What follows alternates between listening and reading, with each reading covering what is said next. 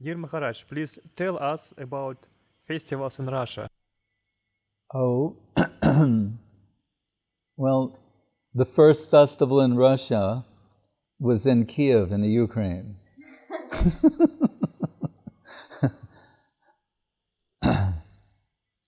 And there was like,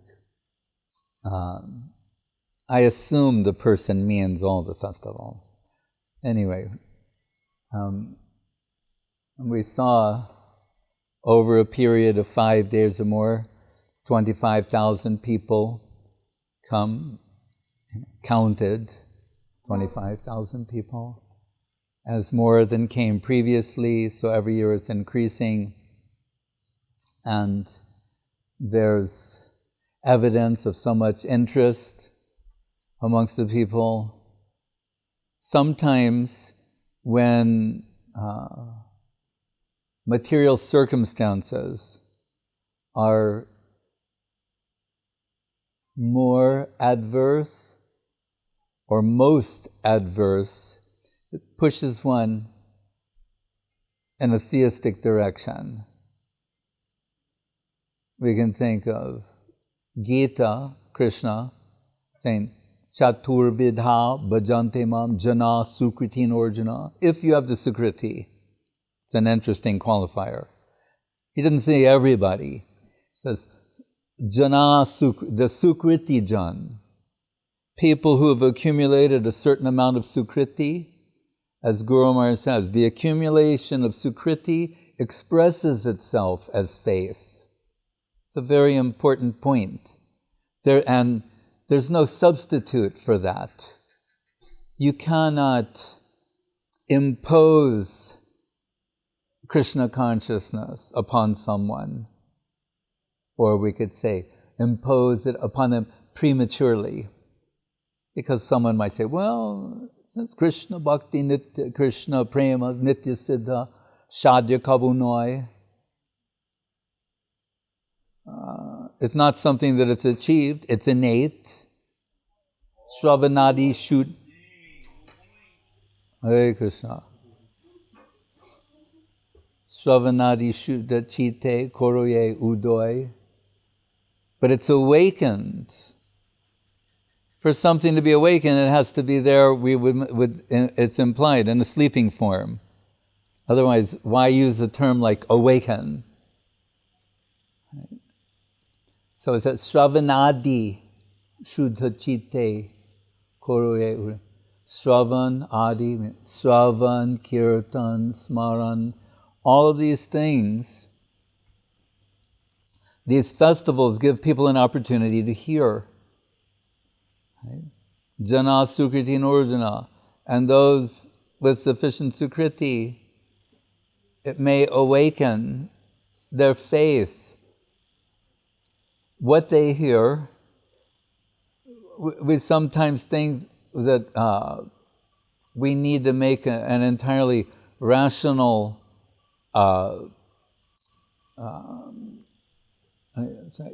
representation of Krishna consciousness so that someone can believe it. But that's not described anywhere. Because if that were true, then in and of itself, then it would be an intellectual or mental exercise, as opposed to the culture of faith. Once when someone said to Guru Maharaj, or asked me, we have to ask Guru Maharaj about, that he would represent the Atma Gyan of the second chapter of Bhagavad Gita. All the slokas about the soul. I mean, they're rational to a certain extent. Comparing the body to changing an old worn out dress, you put on a new dress. And Dehi nosminyata, Dehi komaram yovanam jana, the body growing and developing, different stages of life, but the constancy of the soul. So there's some appeal to rationale. But this person wanted me to present to Srila Maharaj the idea that he is so expert at presentation and argument that he thought, if he will explain all of this, then I will publish it, then so many people will accept it. And Guru Maharaj's response was interesting. He said that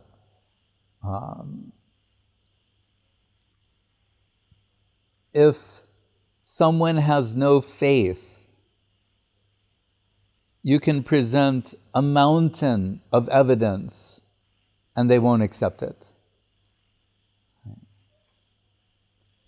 But if someone has faith, simple faith, Gurudev's term, simple-hearted, Charles.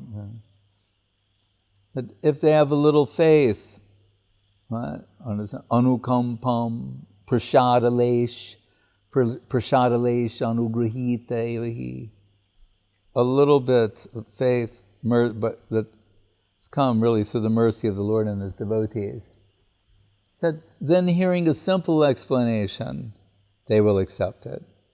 And what comes to mind is what is in the Bhagavad Gita.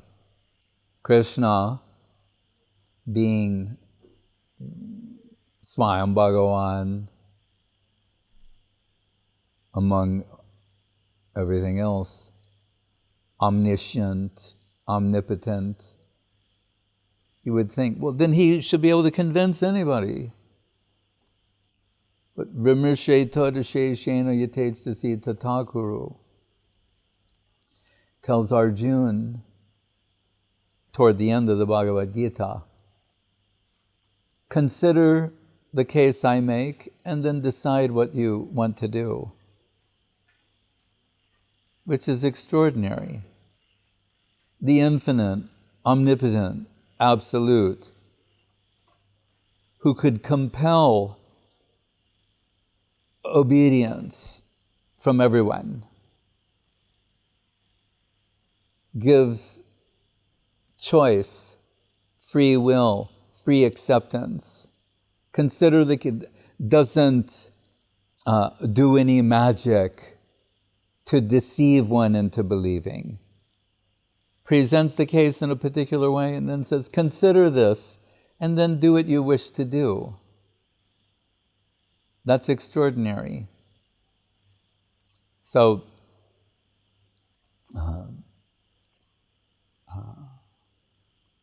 Jnane prayasamudabhasana manta eva.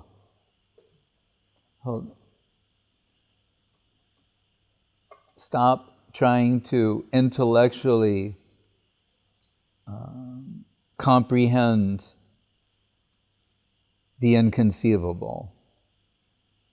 And in one way or another, most people do. They shift from metaphysics to physics, to the physical world.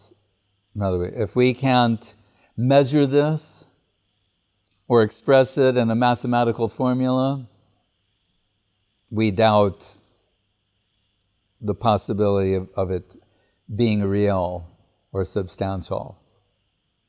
Right? But Guru Maharaj, one secondary aspect of this expression, quality brings us relief from mathematics. Achinta kalu ye baba nattangs tarkena yoje. The inconceivable is not subject to argument. So the only method of approach, namanta eva, nama, to bow the highest aspect of oneself to the least aspect of that plane in submission. Amnaya prahattattvam. We're dependent upon revealed truth. Atma prigyanamayo. What is self-evident, self-revelatory. Sometimes described as self-effulgent. It illumines itself. There's that in the literal sense and a metaphorical sense. Illuminating, revealing, enlightening. Hare Krishna.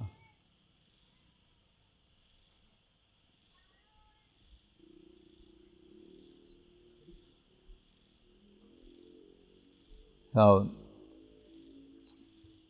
Arto Jigyasu Arti Gyanacha and Kunti Vipadak Shantutak Shashvat Tatra Tatra Jagad Guru Bhavato Darshanam Yatsad Apunar Bhavadarshanam. She's saying, upon reflecting on her own life, that when everything's going relatively smoothly materially, there's a tendency to forget you. But when we're placed in the greatest adversity, at that time we remember you, we take shelter of you and remember you with great concentration and intensity. And having that sort of connection with you gives us relief. Bhavato darshanam yatsad apunar bhavanar darshanam.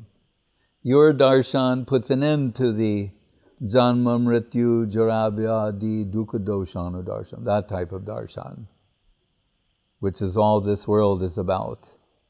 Death, aging, disease, birth.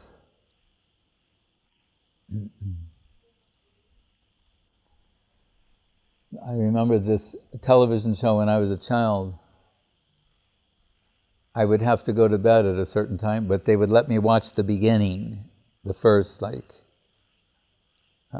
2 minutes, because this doctor would come out with a piece of chalk and there was a blackboard and he'd write on it, man, the symbols, woman, birth, death, and then he'd go, infinity. And after he made the infinity loop, then I had to go to bed. I didn't really want to see the rest of the show anyway. But I thought, oh, this is great. Man, woman, birth, death, infinity. So it's the infinity part where we have some hope, some prospect. And it's only from adverse circumstances of this world that drive us in the direction of seeking the shelter of the infinite. So perhaps that's indirectly responsible for some of the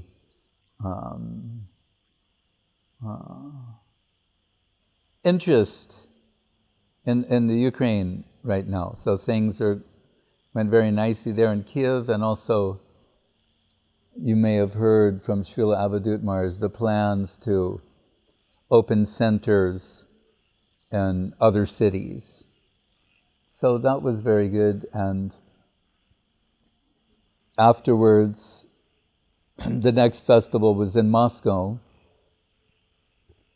and at two places, Kuznetsky Most, where Jagannath Express and the exhibition hall and street theater and things like that, to draw people into the hall. And so many exhibits, so many speakers. Srila Bhakti Ranjan, Madhusudan Maharaj, Bhakti Lalita, Rohini Shakti Didi was in Kiev. And was she in Moscow too? I think so, for a few days. Nitya Gopal Prabhu was there, and Keshavananda Prabhu and others. So there was a program there, many thousands of people going to that program. And then at the Mott, at the cultural center, people going back and forth. Then after that, Sri Krishna Janmastami. Oh, well, there was the deity installation. Sapari Jai, Sapari Gaur Sri Sri Guru Guranga, Gandharvika Radha Raman Sundar Jiu. Beautiful Radha Krishna deities and Mahaprabhu. And Nitya Gopal Prabhu, he made maybe over 100 preparations for their installation, and all put before them in little containers. Very wonderful, like it's something out of Chaitanya Charitamritam. And after that, the Vaishnava festival in St. Petersburg, culminating in Sri Krishna Janmashtami and Nandotsav and the appearance day of His Divine Grace A.C. Bhaktivedanta Swami Prabhupada. So, of course, that was for Avadut Maharaj. After that, went to Abkhazia for another festival. Then I think after here he'll go to Brazil for another festival, deity installation, São Paulo, with Srila Trivikram Maharaj.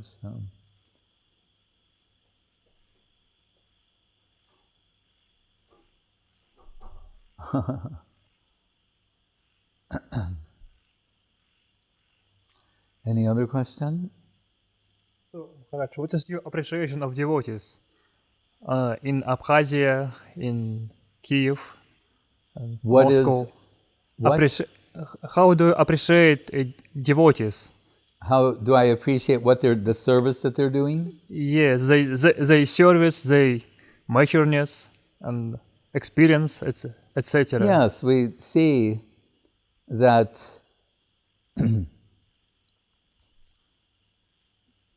each generation has to, receive the torch from the previous generation. And we're on the theme of illumination. So that torch, that illumination, it's passed from one generation to another. So it always makes the previous generation happy to see that the next generation, or the younger generation, that they're demonstrating their eagerness to preach, showing some maturity and developing and accepting the responsibilities for running centers and organizing preaching events. In Kiev, everything was arranged there by those who had become devotees a few years ago, we could say. And in combination with others, but taking a leading role. So that's very encouraging to see. And maturity means, in this sense, accepting the responsibility for seva. We can participate in seva in different ways, but to accept the responsibility for a particular seva, that's to go deeper and to move more in the right direction. And Guru Maharaj says the concentration that's required of one to do that service properly translates into substantial Sravan, Kirtan, Smaran. We shouldn't see it as something separate from that. He gave the example of when he was traveling, he met this acharya in the Madhva line. And he was saying, I have so many responsibilities in the mat that I don't have time for my japa and my mantra. And he was complaining about his situation. But Guru Maharaj said, I supported him. Saying, yes, that's a desirable position. Like the no time for Vaikuntha devotee. He's so absorbed in service, the Vaikuntha Rata comes down to take him back to the spiritual world. And he says, I don't have time for this. That's a real devotee. And Rupa Goswami is giving these examples to give us some insight to what is pure devotion. Interestingly, he gives two examples. one Daruka, Krishna's charioteer, who, as can happen, sometimes devotees become momentarily aware of their good fortune.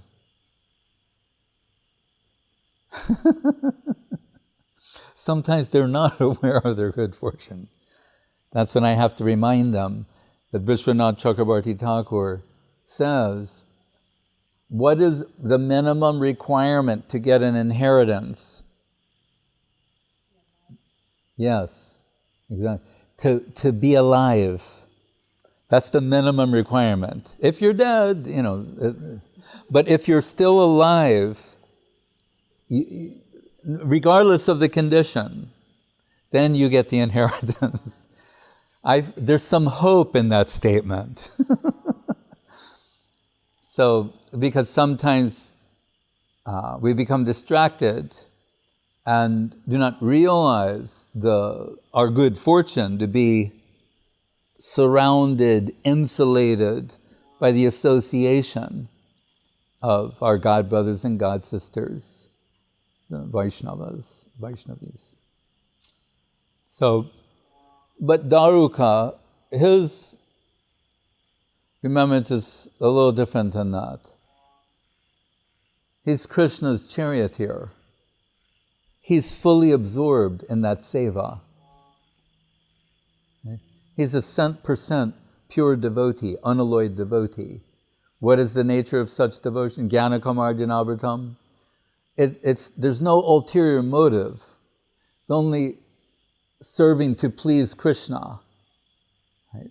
We fear that means self-extinction or self-annihilation. But what's the word we like is that oblivion. Self-oblivion is not actually self-annihilation or self-extinction. It means so absorbed in another that we've appear to have lost ourselves. This is supposed to be the high state of love.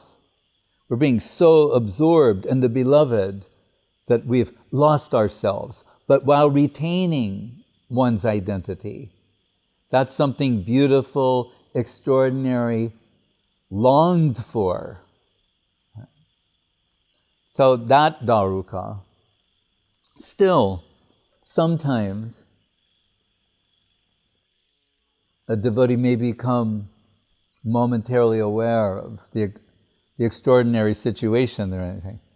I'm here, I'm fanning Krishna, the original Supreme Personality of God, and it starts overwhelming him to the point that what is called stamba means like stumb. Paralyzed, he can't move. There's different types of ecstasy. One of them is stamba, means to become like a pillar, just unable, frozen, paralyzed with ecstatic joy. But his service at that point is fanning, so he can't move his arm to continue fanning, and that's bothering him. Rather than enjoying the moment that he's being flooded with the most inconceivable type of ecstasy, divine love, he's cursing the ecstasy because it's interfering with his seva. Why does Rupa Goswami give an example like that? It must be perfect. He's trying to intimate something to us about the nature of pure devotion. And to the degree that it's non-understandable by us, shows how far we have to go to properly get the proper angle of vision to understand such things. But nonetheless, that is there. But I said he gave two examples. That one of Daruka. And interestingly, these examples are also referenced by Krishnadas Kaviraj Goswami in the 4th chapter of Adi Leela of Chaitanya Charitamritam. And therefore we should know, when some sloka, for us Chaitanya Charitamritam is the preeminent scripture. So when some sloka is given there, and you see it's from the Bhagavatam, or it's from Bhakti Rasamrita Sindhu, or it's from the Adi Purana, or any other place, you can understand how significant it is. Right? This is what Kaviraj Goswami has extracted from the Adi Purana, the Srimad Bhagavatam, the Bhakti Rasamrita Sindhu, and other books. So we must give special attention to that. Right? The second example is Srimati Radharani herself. She, I was saying this, Mahotsav, Vishvesha Manoranjanena Janayan Ananda Mindivara Shreni Shamala Anangotsavam it ends. Ananga Utsav. And the divine form of Krishna, Yang Shama Sundaram, Achintya Guna Swarupam, the inconceivable beauty of Krishna. So there's like Ananga Utsav is a Cupid festival. Right? That type of Mahotsav. When she's relishing the beauty of Krishna in their divine loving transaction, sometimes her eyes are flooded with tears, but premic tears. Right? But the tears, they're causing the inconceivable, beautiful form of Krishna to become blurred. So she's cursing those ecstatic tears because they're interfering with her vision of Krishna. The Braja Gopis express their dismay with Brahma. Right? The half-civilized, stupid jungle girls of Vrindavan are finding fault with the Creator. What kind of girls are these?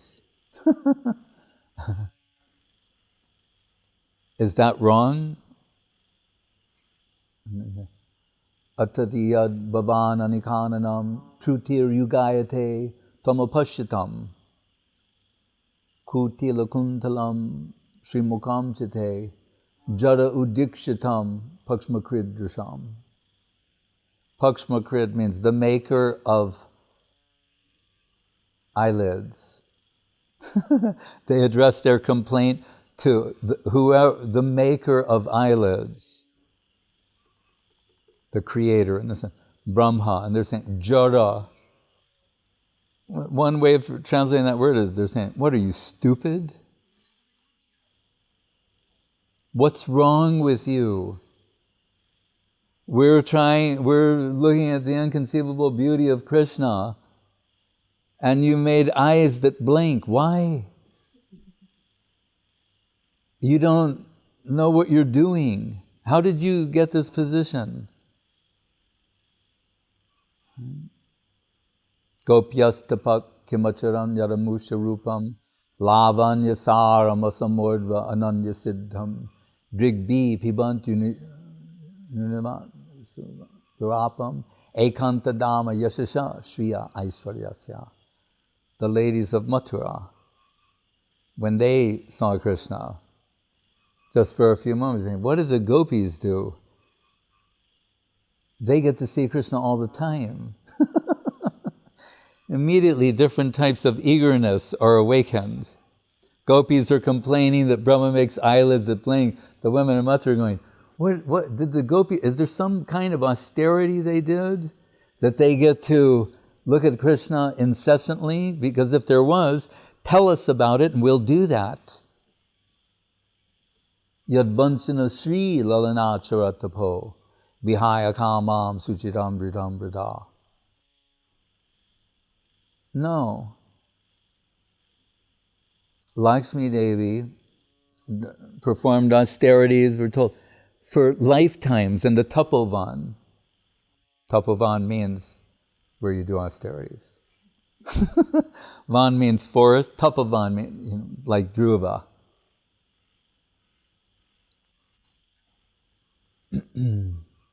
But if you listen to all of this, I'm thinking to be out in the forest all alone, it's not like you're exactly alone.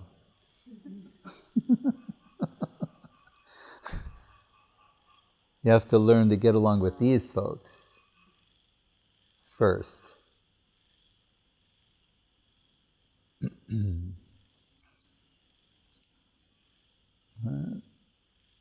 Kasyapi deva, kasyanubhavo shachadeva vidmahe, tavangri renu sparashadikara, yadvansana sri lalanacharatapo, vihaya kamam suchidam vridavrida.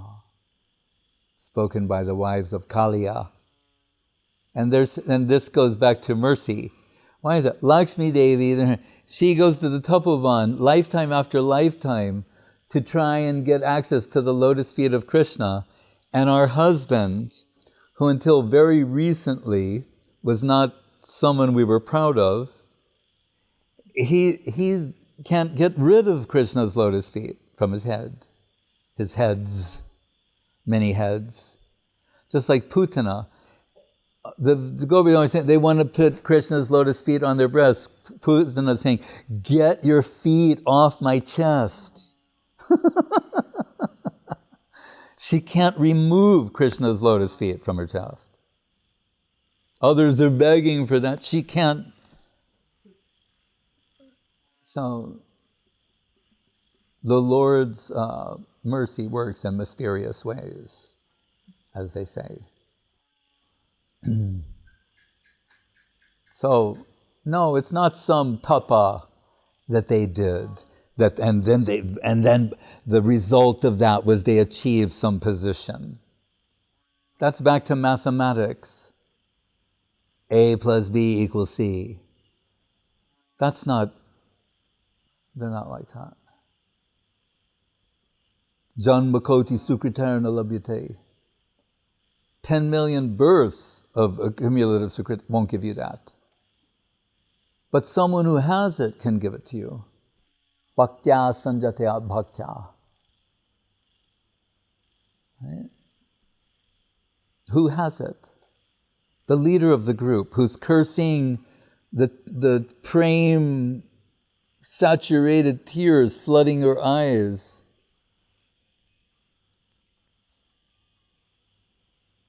Hari paranaka koti prishta pardanta simha tatamapi kalayantam pranir abhishtadoham pramudita madarakshi vaidagdidika gurum api guru kirting radhikam archayami. Because what is her estimation of Krishna?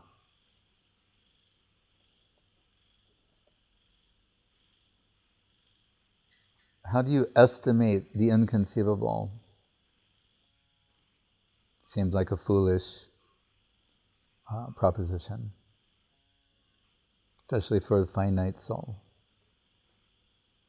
Finite's going to estimate the infinite. Ekang senastito jagat. Arjun, whatever you think of as infinite, yes. Well, it's not even, it's much smaller than that. Atomic, subatomic, quarkic. It's not infinite to me. So what is her position? Hari paranaka koti prishta parjanta simha. Sima, that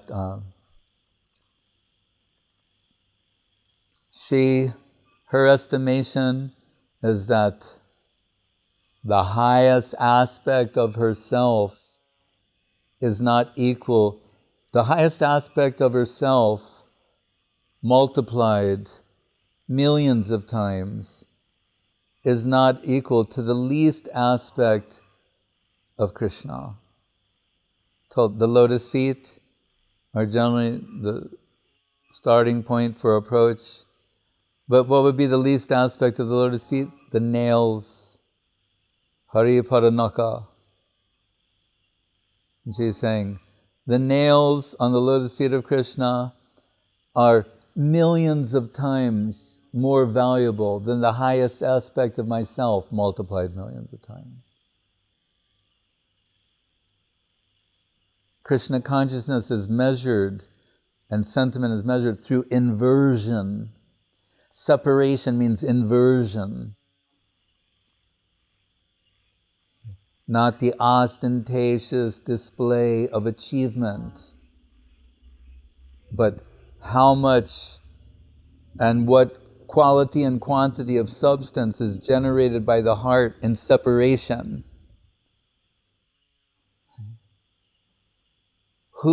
How do we reach this conclusion? Because Krishna himself has admitted it. This is the inner purpose of the descent of Mahaprabhu, is not to relish pastimes of union, but to dwell incessantly in the depths of separation. Radha Bhava Duti Subalita Nomi Krishna Swarupam.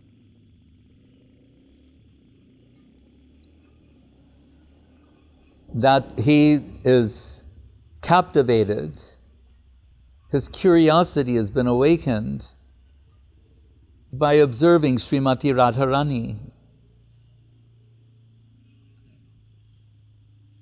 Because normally we can say, there's so many slokas talking about her Mohini capacity, how she can bewilder Krishna. That's another thing. Those are in the union pastimes. All of this extraordinary capacity. That is not what is being described here. Aparam kasyapi pranay janamrindasya kutuki rasotstamam hritval madhuram upabhoktam kamapiya. It's awakened this kutuki means curiosity. It's awakened a curiosity in Krishna that what is it that she sees when she sees me? What is it that she feels? What is it that she's tasting? I know what I'm experiencing. And in my estimation, what she's experiencing is greater. So Rupa Goswami, Kaviraj Goswami, quoting Rupa Goswami, says, Bharat Muni was wrong. Meaning the Bharat Muni, he wrote the, what is it called? Nata Shastra? What was it? Pardon me? Bharatanatyam Shastram. Bharatanatyam Shastra. He's talking about ostensibly drama, but using rasa to describe when a drama is written properly, what sort of sentiments it will awaken in the audience. But he says that the love affairs of men and women, they enjoy equally. But Rupa Goswami takes issue with that, as does Kaviraj Goswami, as does Krishna. He's saying, no, my estimation is what she is experiencing is greater than what I'm experiencing.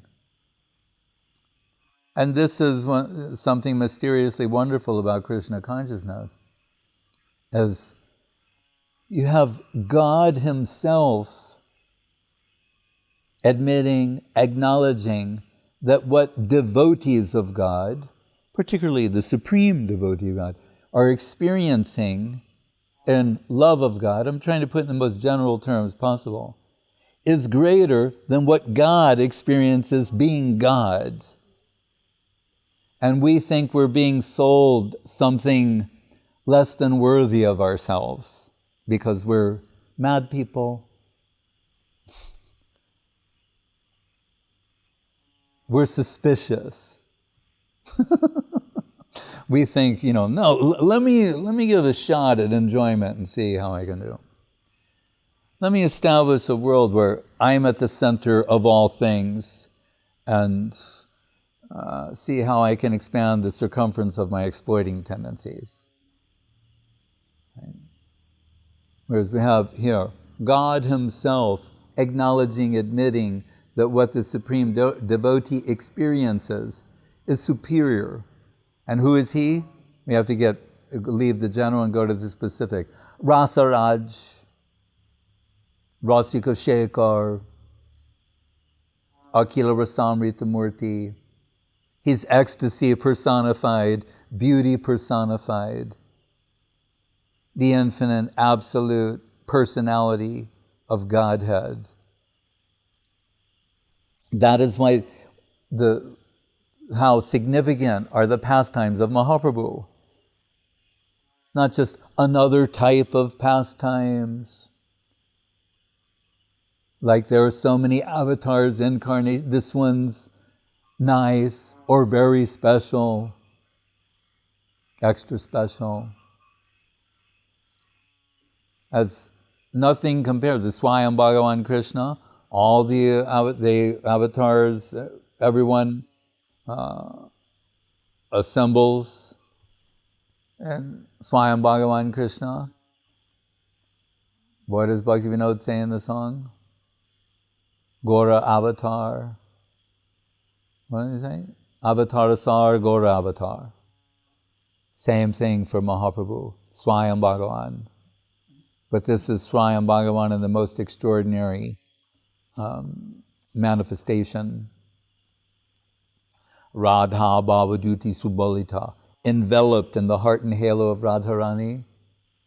Because from the position of Krishna Adi Purusham, he's enjoyer, bhokta, asraya, the object, he's the Vishaya, the object of love, but not the asraya, where the love is sheltered, possessed. So he can only understand her position theoretically. Shri Radhaya Pranaya Mahima Kidrisam Banaiva.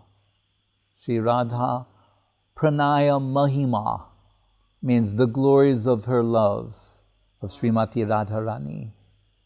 That he wants to experience.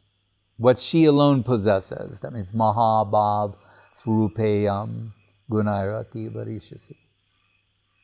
What she's uniquely qualified, the better half of the Absolute. Predominating moiety, predominated moiety. The better half of the Absolute. How is that possible? That's inconceivable. The mind and intellect won't be helpful here in this domain. So it's so wonderful. Shri Radhaya Pranaya Mahima Kidrushobhaneva Svadya, tasting. Yen Adbhuta Madhurima, Adbhuta Madhurima, this wonderful sweetness. Like Guru Maharaj put it as he's saying, like as if sweetness itself sees, everyone in the world is mad after sweetness, and then sweetness thinks, I want to taste sweetness. Then sweetness tastes itself and goes mad. That's the position of Mahaprabhu. Adbhuta Madhurima means wonderful sweetness. Sokyam Chasha Madhanubhavita Kidrisham Veti Lobhat Tad Bhavadya Samajani Satchigarbha Sindhu Harindu. and the sokyam, happiness that she experiences. But the peculiar happiness that is only generated, yielded from the heart when it's under the pressure of separation. Right? Grace under pressure. Then the heart yields the most superior substance. That's why Krishna makes himself absent from the Braja Gopis. As a bhav consumer, their hearts go to a deeper level and yield the superior substance. So he's saying, don't fault me for this. Like we think, why I've been chanting and doing, I'm a good devotee and I didn't experience anything, any deep ecstasy, or Krishna didn't show himself to me yet. He knows we're capable of more. How much? You want tattaloyam bulyam ekalam. You don't want some cheap Krishna.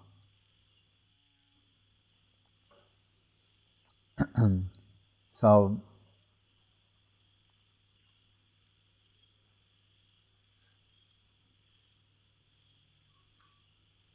Krishna says,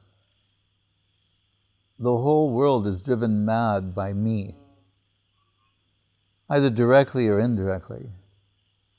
He's saying, but Srimati Radharani drives me mad. But what is it about her that she finds me so appealing? Only from her position can I understand that.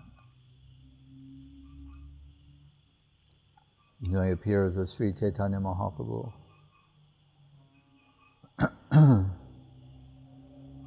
Speaking of Sukriti, yata yata gaura padara vinde vindeta bhaktim krita punya rasi. Krita punya. Tata tatot sarpati hridya kasmat radha padamboja sudamburasi.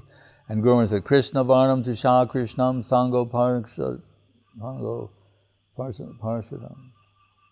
Pangashta parshadam. Yagye sankirtana praye yajanti hi sumedasa. Medasam means intelligence. Su is an intensive fire and also adds an element of beauty. But he renders it elsewhere as those who are sukritivan. Back to the original. That's the purpose of all these festivals, actually. Whatever bait is used should not be our focal point. Pujala Ragapat Gaurava Bange, Matala Sarujana Bishairange. Guru said the Bishairange means bait. So many things are used to bait, to get the people to come in the tent, to enter the dome. But the real dome we want them to enter is called Goloka.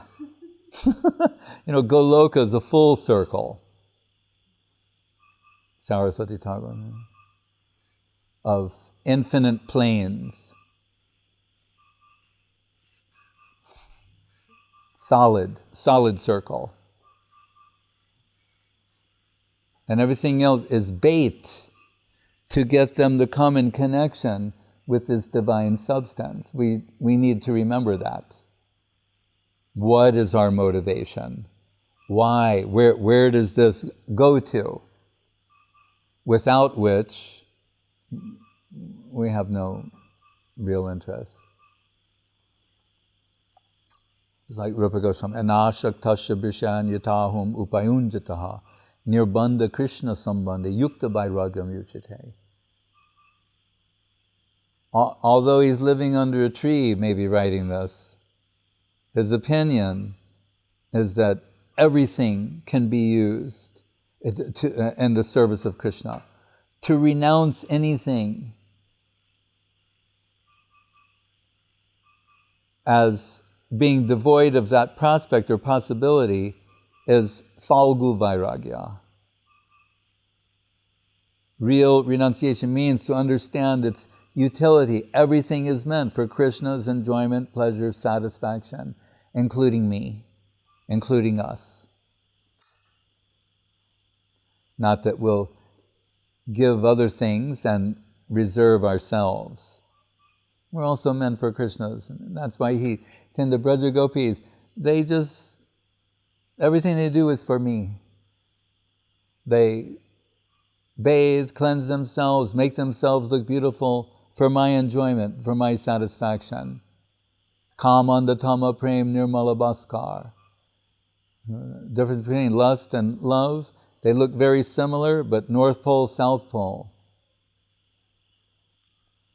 Atmendriya, Priti, Banchatare Bolekam, Krishnendriya Priti Ichadare Premanam. What is done for one's own enjoyment is called Kam, but for Krishna's enjoyment is called Prem.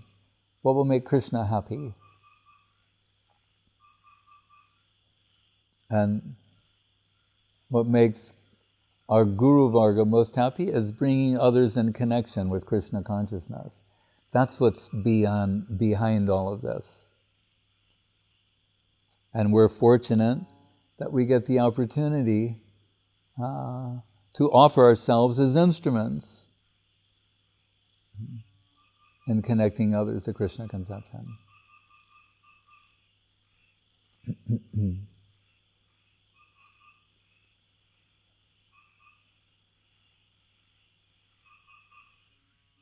Hare Krishna. Any other question? So, Maharaj, can you please say some words explaining the installation of Gandharvika Radharaman Jew deities in Moscow? What's the ontological meaning of this event?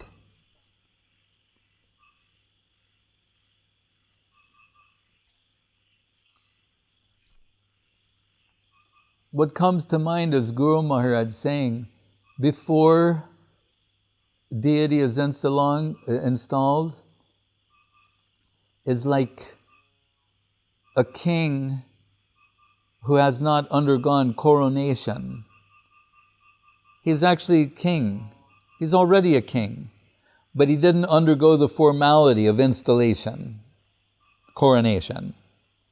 Guru Maharaj said, we see deities like that.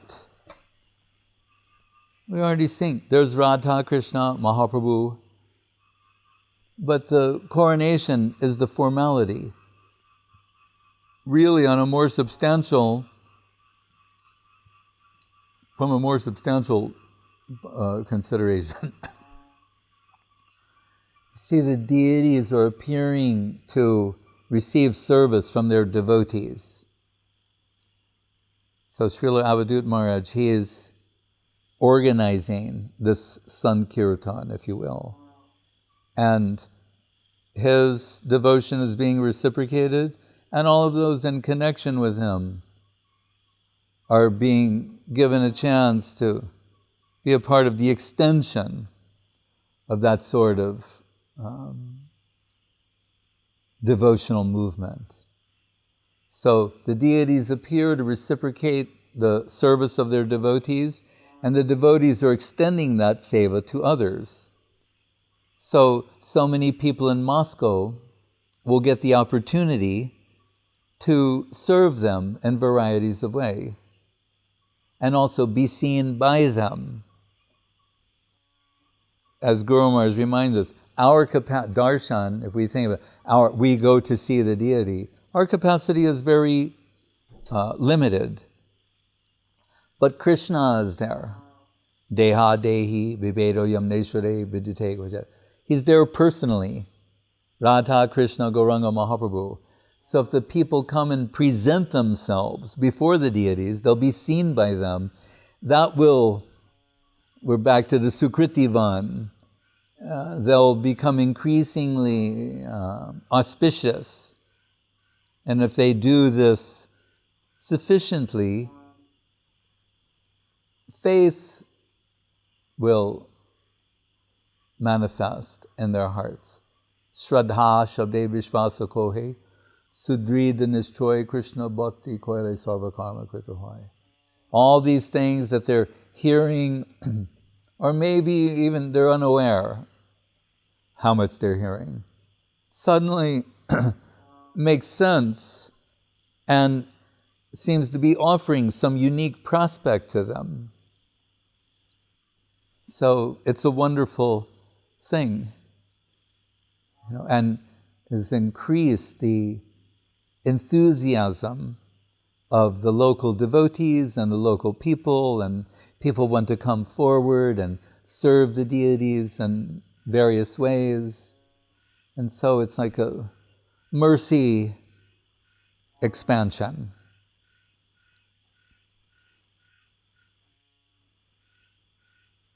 And we realized on a walk with Avadut Maharaj and others that nearby the cultural center is the Oriental Institute, and that's where that Professor Kitovsky was, and Swami Maharaj Prabhupada met with him, and so it seems like some divine plan unfolding in time.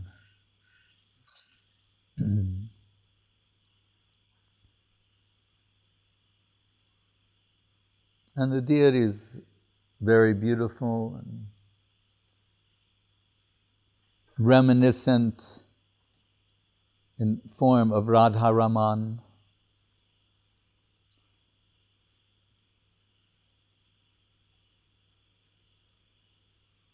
And Gandharva Radharani, Guru Maharaj saying, who's singing and dancing to enchant Krishna.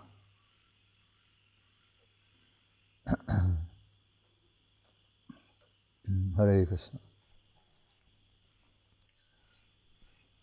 Jai Saparikar Sri Sri Guru Gauranga Gandharvika Radha Raman Sundar Ji Ki Jai. And Guru Maharaj said when he got Hari Nam and his name was changed from Ramendra Chandra Bhattacharya to Ramendra Sundar, and asked Saraswati Thakur how this Rama should be understood. And he said, Saraswati Thakur said, Rama, Raman Radha, Radha Raman. And Guru Maharaj said, that is still ringing in my ears. So some tribute to that conception as well.